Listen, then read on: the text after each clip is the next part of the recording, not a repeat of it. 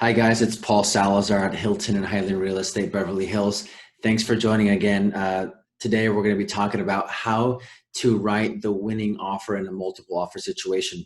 I know right now with such low supply and such high demand with such low interest rates, there's a lot of people out there that are bidding on properties and they're dealing with 5 to 10 up to 20 different offers. So you have to compete with 20 different people in order to win that property. And I know buyers that have been doing this for the last year to 2 years, writing offers on properties, and they have no luck. I can only imagine the emotional roller coaster that goes on with those buyers that are having no luck. So today, I'm going to show you my favorite tactics to present a very, very good offer that will most likely get your offer accepted by the seller. If you guys haven't seen any of my videos, I am a real estate agent at Hilton and Hyland Real Estate, Beverly Hills. I've been there for the last 11 years. I've been doing real estate for the last 14 years. I am a Southern California native. And also down below here on the slide, you'll see my Facebook, LinkedIn, and Instagram. So if you guys want to follow me, I do post a lot of tips and tricks for both sellers and buyers on all my social media, as well as great articles to read about anything about real estate. So please follow me and we can chat there. All right, so let's get right into it. The first and most important thing when writing a winning offer is price. Depending on how the property is priced will definitely dictate how you're going to write the offer.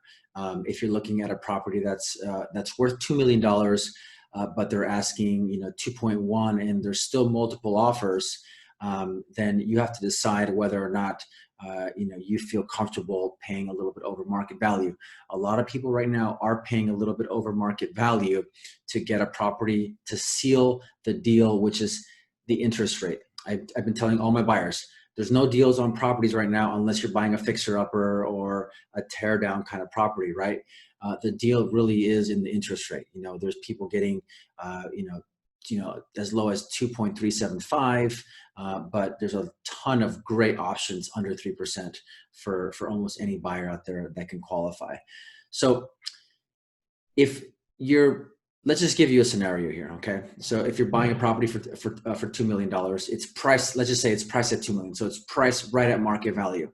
And right off the bat, they've already received 10 different offers, right? You wanna ask the listing agent where those offers are at, right? You have to position the question correctly because most listing agents aren't gonna give you too much information, but some will, right? So you wanna probe them, you wanna ask the right questions, how many offers are over the asking price, you may ask, or how many are at asking price, or how many all cash offers are there? That way you get a sense or an idea of what you're competing against, because that's going to dictate where you want to be, right? So if I had a client in this scenario and there was say 5 offers on a $2 million property and it's priced well, it's priced competitively, meaning it's right at market value, and my client feels comfortable going a little bit over asking price or over asking price in general, I'm going to try to probe that listing agent to see, where we should fall at and in our price in order to win the offer. Probe listing agent, appraisal issues. This is really important, right? If you're getting a loan on your purchase, you don't want to go way too high over asking price because you're still going to have to get an appraisal with your lender. And depending on where the appraisal comes in, you may have to either fork some cash in order to close the deal above, so anything above the appraisal price. So if say it's a $2 million house, you bid 2.1 to get the property and seal the deal, but it appraises at 2 million. So then at that point, you're gonna have to either say, hey seller, I want $100,000 price reduction, or 50 or 25 or whatever, you guys split the difference, or you as the buyer have to come up with a difference, right? So you'll have to come up with your down payment plus the extra 100 grand to come up to that 2.1. A lot of times sellers will say, no, I'm sorry, we'll cancel the deal. I have an all cash buyer that is willing to pay, $2,050,000. So at that point, your agent, your buyer's agent will have to negotiate that with the listing agent, okay? So price is super important. You don't want to lowball a seller on a multiple offer situation because you're just wasting everybody's time. You're wasting your time. You're wasting your family's time. You're wasting your agent's time. You're wasting the listing agent, the seller's time, because they're going to say, this guy is not interested in the property. This girl is not interested in the property, and we're not going to play ball with that kind of buyer. We only want to play ball with buyers that are super motivated and that want to close the deal. Because at the end of the day, all a seller wants is to close the deal. They want to be sure that whoever they pick out of the 5 or 10 offers that they get in a multiple situation, the one that they pick is going to close the deal. So that's price. Let's talk about the next biggest thing on a contract. It's the inspection contingency. As you guys know, if you're a buyer here in California, you have 17 days, which is the standard amount of days to inspect the property. Obviously, you can inspect, the plumbing, the electrical, everything regarding any house systems, the structure of the house, the roof, all that stuff. So as a buyer, you want to make sure that you do all those inspections, right? But how long of a time frame do you really need?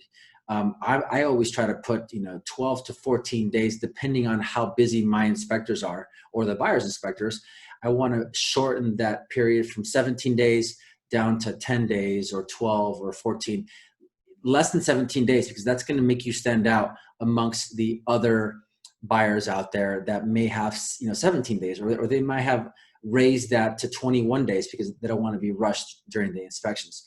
So you want to consult with your agent and say, hey, how soon can we inspect the property, get bids from contractors, get bids from any specialized technician on any repairs, because that's what you want to do, right? During your inspection contingency, you want to make sure that any repair that is needed in the house, you either want to make sure that the seller's paying for it, or you want to understand how much that's going to cost you after you close escrow, right? So you want to shorten that period because the seller wants to make sure that you remove that contingency as soon as possible. Because the sooner you remove that contingency, the sooner your deal becomes hard. That's how we say it in real estate, right? The deal is hard, which means that the buyer has removed their contingencies along with the loan and the appraisal. But the inspection is the most important one, because with the inspection, you can cancel a deal for whatever reason. You can say, I don't like the sun exposure. It doesn't get enough sun during the day, or I don't like the smell of the house. It doesn't matter what the excuse is. Within your inspection contingency, you have any reason under the sun to cancel the deal.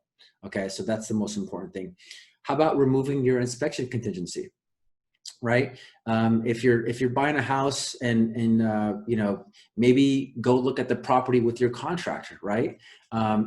Somebody who knows about the property can tell you, hey, I see a few issues here and there, but it's not going to cost you more than X amount, right? If you remove that inspection contingency, which I never advise unless you know what you're doing, you're going to look really, really good in front of the seller. I mean, really good. I mean, if there's 10 offers and they're all about the same, and one says, you know what, we're going to remove our inspection contingency because we're okay with the way the house is, right? And again, I only advise this if you know what you're doing, if you're either a contractor or you have a good relationship with a great contractors who already seen the property. You obviously want to know what you're buying, because there can be a lot of issues with the property, right? But that would make your offer stand out really, really well. Definitely consult a realtor though before you do that. Let's go to the next one. There's several contingencies in a deal, right? We went over the inspection, which is your due diligence, looking over the property with inspectors, looking over disclosures from the seller, looking at title, looking at a bunch of different things. The other two big contingencies are the loan and the appraisal contingency. Depending on how good your loan is, you might have gone down the process and gotten pre-approval, right? And that's what you should always get before you write an offer, 100%. Always get pre-approved if you're going to be paying with, buying with a loan. But what you want to do is talk to your lender. Is it Wells Fargo, Citi National, whatever bank or institution that you're getting money from? You want to ask them, how soon can you get loan approval for? Can you get loan approval? The standard is 21 days, but can you shorten that down to 17 days, down to 14? I just did a deal right now that took the lender 12 days to get full lender approval, full loan approval, which means at that point, once you get that approval from the lender, you can remove that contingency. And again, what the seller wants is a buyer who can perform and who can close. The last thing they want to do is to get in bed with a buyer who's not able to perform, and then they're going to have to put it back on the market. And if that happens, if they put it back on the market, they're going to get less, most likely going to get less than what they had on their first offer, right? The longer a house sits on the market, or even if it goes back on the market after being in multiple offers and the buyer couldn't perform, all those other buyers are going to feel like, what happened to the property? Is there some issues with the property? It's going to have question marks now, right? It's not going to have the same buzz, right? So what a seller wants is a buyer who can perform on all their contingencies, right? So how can we shorten those days? How can we shorten the appraisal contingency? How soon can the appraiser come out to the property, appraise the property, and give its value back to the lender? Usually it's, you can probably do it within 12 days. But again, ask your lender. Some take longer than others, and some are quick. I just did one with Citibank. And I'm not endorsing them, but they were amazing, and they were able to get the appraiser out there within 3 days.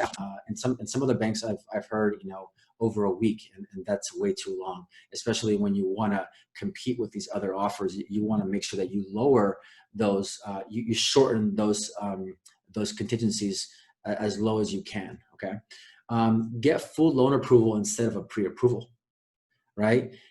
So during the escrow process, the lender, whichever it may be, right? Any bank or any mortgage broker that you're getting your loan with, they're going to ask for a bunch of paperwork, right? W-2s, pay stubs. They're going to ask for your bank statements. They're going to go through all your financial records, right? And you're going to have to provide that to them. And they're going to ask you questions on things, right? If you had a delinquency, they're going to ask you for a letter. If you had a bankruptcy, they're going to ask you for more paperwork. If you had a short sale or foreclosure in the past, they're going to ask you for more paperwork. So why not get all of that done before you even open escrow, right? Think about that. That way, when you write an offer, you can check the box that you don't need the loan contingency, right? Again, if we're competing with multiple bids, you want to stand out. How can we stand out, right? Do all that homework before you get into escrow.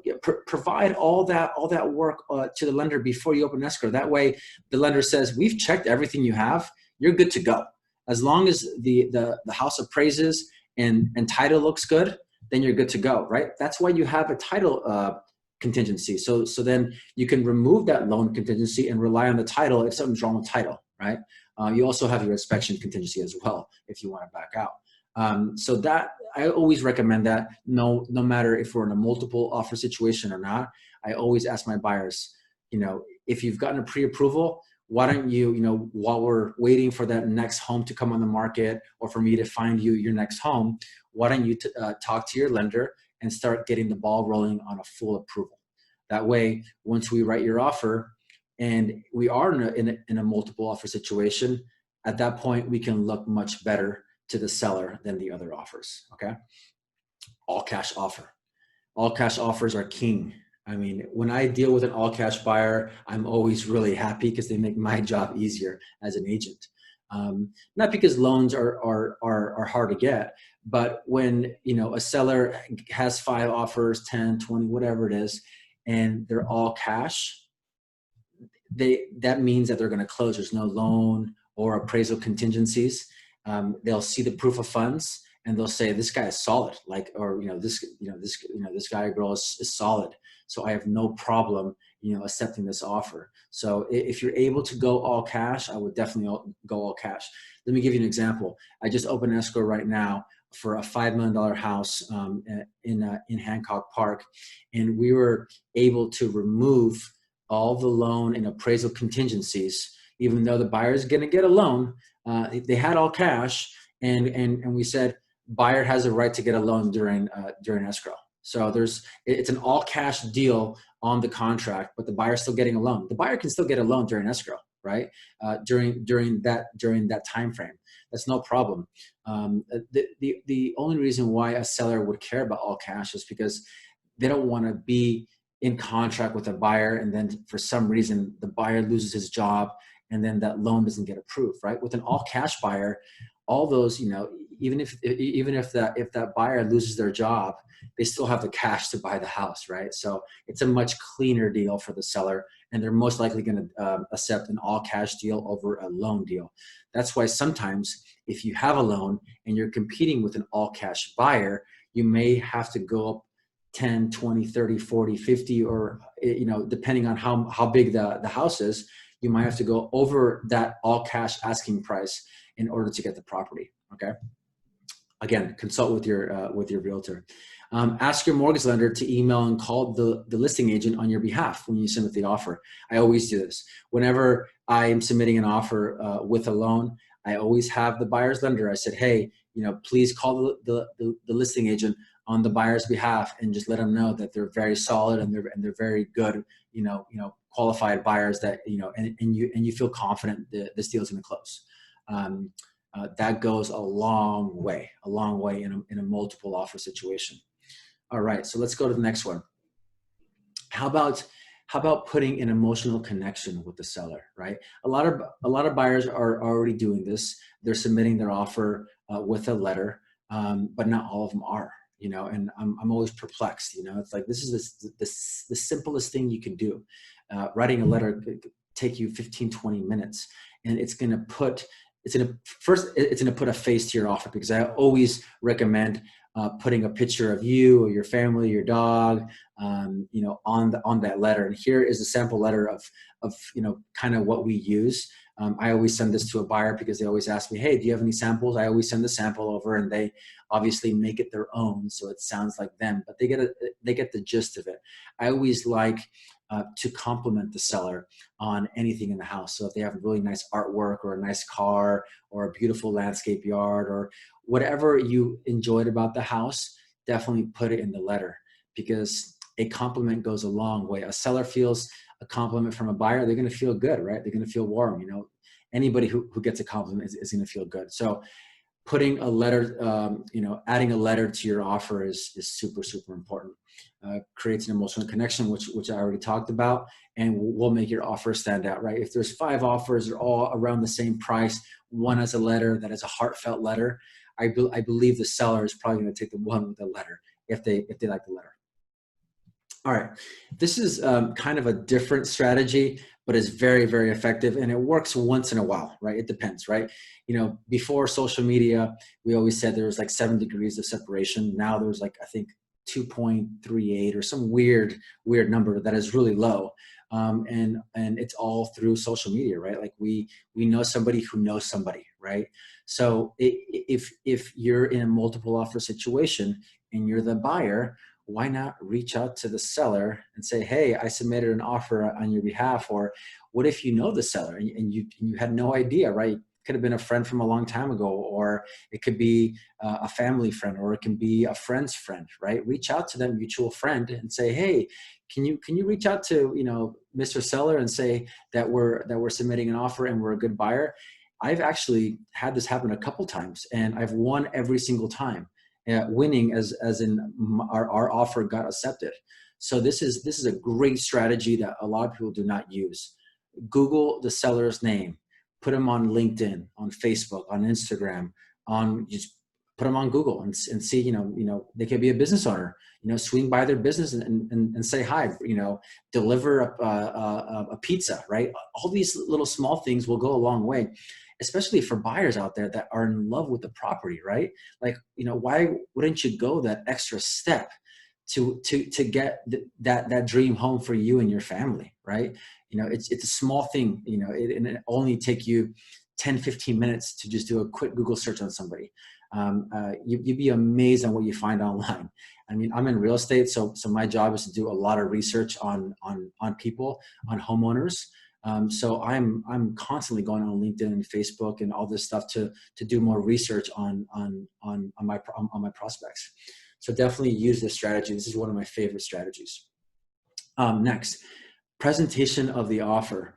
I don't know, there's a lot of agents out there, when I'm a listing agent representing a seller, and I just had a huge sale in Beverly Hills where I got 22 offers. It was actually featured on the LA Times. But 22 offers. You would be amazed on how many agents sent me some sloppy offers that were missing signatures, or it was piecemeal. They would send an offer and a proof of funds in a different email, and the lender in a different email. That's not going to make me feel confident about the agent, right? I want to deal with an agent who's a pro, who knows how to package everything together, and it's super simple for me to deliver that to the seller. So always make sure that your agent is condensing all those PDFs into one PDF. It's super easy. There's an app online that's for free where you can add all the PDFs into one PDF, make it look super clean. What I do is I always write my own cover letter to the listing agent and the seller. Then I put the buyer's letter, I put proof of funds, I put the pre-approval letter if they're getting a loan, and then the contract, all in one clean PDF. That way the agent knows that they're dealing with a pro, and the seller will also get one PDF as well. So there's nothing lost in the email world, as you say, right? So if I were to email the agent 4 different emails, one had the proof of funds and the pre-approval, and the other one had a letter, and the other one had the offer, they may only send the offer and not the letter, right? So why not be sure of yourself and have your agent put that all in one PDF? That's super important. So I went over what we put in our PDFs. All right. What is important to the seller? This is another great strategy that either you as the buyer or your agent should be asking the seller, right? Is it time frame? A lot of these sellers, there was one offer we submitted a few months ago. Actually, we didn't get the house because the buyers kind of backed out. But I asked the agent, I said, "Hey, what's important to the seller?" And he said, "Well, the seller wants to get something bigger because they've outgrown the house, and they haven't found the other house, so it'll either have to be contingent, or they want a lease back, right?" So I said, "All right, how long of a lease back are they looking for?" And he said, if you can give them 3 months, that would be amazing." So I talked to my buyers. I said, "Hey, I know that you guys are not in a rush to move into your place. You still have a lease that isn't gonna, that can be month to month, or you can extend it month to month. Why don't we just give the seller the 3 months, and let's see if we can get it just based on that, because that could be huge. That could be more important than a price, right? If that seller who needs a lease back for 3 months, they have to find another property. If he gets 2 different offers, right? If it's a $2 million asking price, if he gets 2 offers, one at say $2 million, which is our buyer who's going to give him a lease back, and then maybe an all cash buyer that's $2 million and like 50,000, right? But it's no lease back, right? They want to close in 30 days. I'm pretty sure that seller is going to want to deal with the buyer who's going to give them the 3-month lease back, because they need that time to go look for their next house, right? So always ask what's important to the seller before you submit the offer. Is price more important, or length of escrow? I think we kind of talked about it. For the most part, I think price is usually more important to the seller, but every once in a while, length of escrow is, like I said, they may want a 60-day escrow, plus they want an extra month or 2 to look for that next property. Are they looking to sell furniture? A lot of sellers just want to sell because they want to downsize, or they want a bigger house, but they want all new furniture, and they don't want to have to deal with selling furniture or throwing it away or giving it away or moving it. They want to sell with everything in the house, right? And that doesn't happen very often, but if it does, and if you're a buyer in a multiple offer situation, even if you don't like the furniture, right, put it in there. Hey, we'll buy the house with all the furniture, and that way you alleviate that stress for the seller. So they don't have to move it or anything like that, okay? Is having a short contingency period important? We talked about this earlier in the webinar, and the sooner the buyer goes hard in the deal, the sooner the buyer removes all their contingencies, the more assurance you're going to give the seller. Because once a buyer removes all their contingencies, they're hard in the deal, aka their deposit is at risk. So once a buyer signs a form that says, "I remove all my contingencies," their 3% initial deposit is no longer theirs, basically, right? So if for some reason they cancel after that, the buyer cancels after that, they may have to forfeit that money to the seller. Talk to your agent a little bit more about this, but that's happened every once in a while to me. Not the buyer's fault, but sometimes, things happen in life, and a buyer says, something happened and I just can't close on this anymore, and I have to forfeit my deposit. Sometimes the seller is willing to give the deposit back to the buyer, but not always. So make sure you ask your agent about that. All right. This is also another good strategy that is not used a lot. And in a multiple offer situation, you want to stand out amongst all the offers, right? So why not offer to pay typical seller transaction costs, right? I hardly ever see this, but it's a great strategy, right? Why don't you pay for the seller's escrow fees or title fees or the home warranty? Why don't you pay for all the retrofit that has to be done, if there needs to be a hot water heater strapped, or new low flush toilets, or a gas shut off valve installed. That can be $500 or $1,000. I don't know that amount, but it's not a huge amount. Before you ask, or before you put in the contract that you're going to pay for these typical seller fees, you should find out how much they are. That way, you know how much you're going to be paying for these fees. You don't want to be surprised afterwards, but there's plenty of fees. One that I did not include in here is city and county transfer fees. Those can be very expensive. I know LA, city and county have transfer tax. So, why not say, hey, I'll pay for these fees for you. And most buyers aren't going to do this. So this will for sure make your offer stand out amongst the others if they're not checking that box. Because most of the buyers out there, they'll say, I'm not going to pay for that. But if you're going to go over asking price, or if you're going to go way over what you want to go, it's the same thing. It's just money being put in a different location, right? So definitely look into this. Ask your agent, hey, what seller fees can we pay for to make this offer sweeter for the seller? All right, a couple more left, guys. Initial deposit. For the most part, most buyers understand that you have to put 3% as your initial deposit. Some put less, and I'm perplexed on why they would put less. So rule of thumb is always put 3% of the purchase price. So if it's $1 million, you put 30 grand. If it's 2 million, 60, and so on. That always shows good faith to the seller, right? That you're going to put money into an escrow account, while you inspect the property. That money is always yours until you remove your contingencies. Like I said earlier, at that point, your money is hard, and the seller has access to that money. If you cancel. So definitely consult with your agent about that. But initial deposit, rule of thumb, 3%. Okay. Last but not least, hire an agent who goes the extra mile to communicate your interest. This is 100% important. You don't want to hire an agent who's not going to call the listing agent. You don't want to hire an agent who is going to be sloppy with the paperwork and have everything in different PDFs, and they're going to submit things in different emails to the agent. No. You want an agent who's a pro, who's experienced, who's assertive.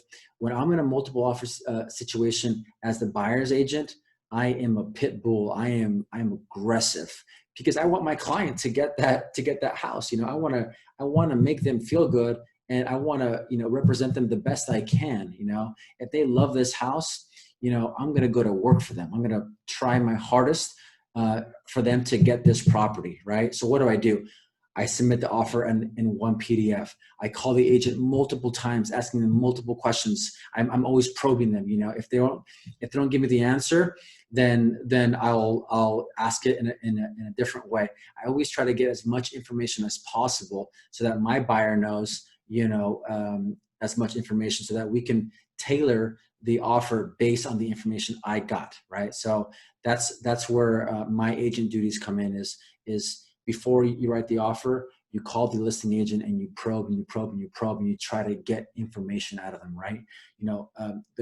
A great question would be, hey, what price would your seller sign off on tonight, right? So if they got 10 offers, and this is a great strategy that I just learned a couple months ago. and I was in an offer in a multiple offer situation, and I was the listing agent, right, representing the seller. And the agent called me and said, "Hey, Paul, can you please call your seller and ask him what price they would sell at today?" And I said, "Okay, that's fine." So I called the agent and I called the seller, and the seller gave me a big number that never got accepted. But at least that agent, found out and knew what that price would be for them to get that offer sealed and into escrow, right? And so some other things is, making the listing agent feel confident that the buyer will close. That's our job as the agent, right? We want to be, we want to communicate to the agent, hey, this buyer is phenomenal. I've worked with them in the past, or their family. They're very, very good buyers. They're not going to be nitpicking at the inspection with small repairs or something like that, right? They're fully approved with their lender. I have a great relationship with their lender. They're eager to buy. They love this house. They have a baby coming soon, whatever it is, right? I want to make that listing agent feel really good about that buyer, because they're going to communicate that to the seller. And the listing agent also wants to work with an agent and a buyer that's going to close a deal, because that agent doesn't want to do more work. They're not going to want to put the house back on the market and show it again and go through inspections. I mean, if they have to do it, they'll do it, but they're not going to be thrilled about it, right? They want to get this deal done, right? So make sure that your agent definitely communicates your best interests to that listing agent, which will go to the seller. All right, guys. The last but not least here, the last bullet point, which I already discussed, asking what terms are important to the seller, which we talked about. Thanks for watching. If you have any questions regarding real estate, either buying, selling, investing, I'm always here to help. Make sure you follow me at Paul Salazar Group on Instagram. Same on Facebook. On YouTube as well. Just Google my name. I'm also on LinkedIn. Easy, very, very easy to find. You can also reach me on my cell, which is down below, or my email or website.